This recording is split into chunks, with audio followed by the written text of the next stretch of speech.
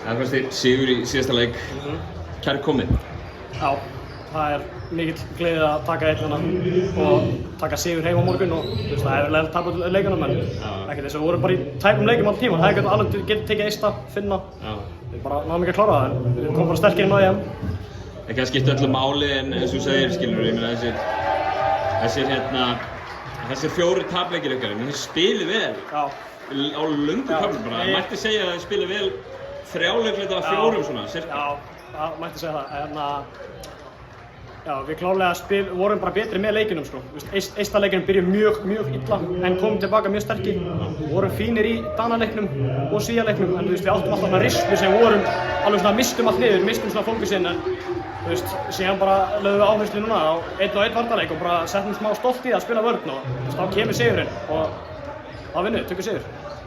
Hversu mikilvægt það fyrir lið eins og ykkar að fá að fara á svona Norðurlandamót áður en farið svo í Evrópumót? Mjög mikilvægt. Ef við værum bara að fara beint á EM þá myndum við skýta upp út úr leikunum það sem eru í raun og veru sterkari lið en þessi Norðurlönd sko. En eins og Finnar, þeir eru í A-deild sko. Við vorum alveg í leiku þá, hefðum alveg getað unnið þá. Þannig ég veit að við vorum alveg sterkir í B-deild. Svona frá áhorfanda, þið áttu að vinna þá? Já, við áttum alltaf að vinna þá. Það var 5 mann sem fór út á og þeir voru lélegir með hann inn á sko. Þannig að ég myndi segja að það var eiginlega að hann var hentur Drúse sem tapaði leiknum fyrir okkur sko.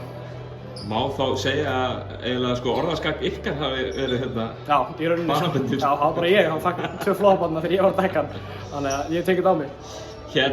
Evrópumótið, ég meina farið alltaf til Íslands og fáið kannski 2-3 daga í frí og en svo bara mættir aftur á æfingar, ekki? Jú, það bara æfingar í 3-2 vikur eða eitthvað fyrir EM og þá komum við sigurinn í það og það bara winstreak, byrjuðu bara winstreak þar.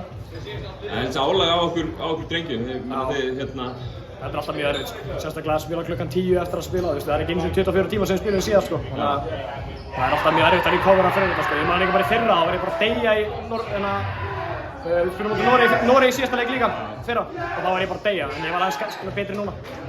Gerð Hekki Frosti, ég ætla að leyfa þér að fara að fagna með liðinu. Já, takk.